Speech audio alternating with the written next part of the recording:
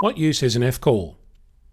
Over the past year, I've come to see and experience some of the different achievements that amateurs have made in this hobby.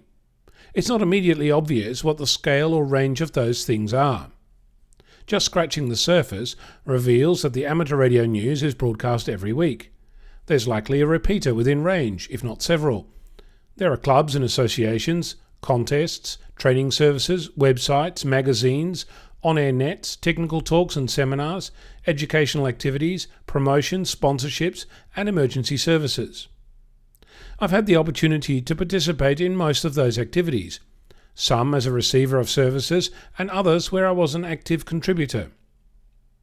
Recently, I was struck by the invisibility of the edge. What I mean by that is that there are single points of failure in many of those services.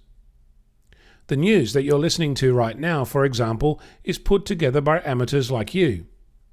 The news has been here every week, and you've been able to listen to it.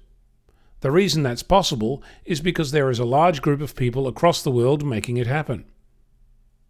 You could stop there and leave it at that, but if you did, you'd lose the point I'm making.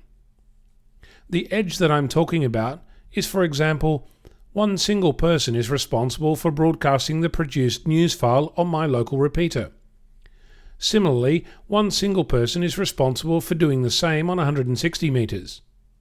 Across the country, and across the world for that matter, are single individuals who are providing an essential service, each individual representing a single point of failure. I know that I am one of those single points of failure. Not a critical one by any stretch of the imagination, but nonetheless.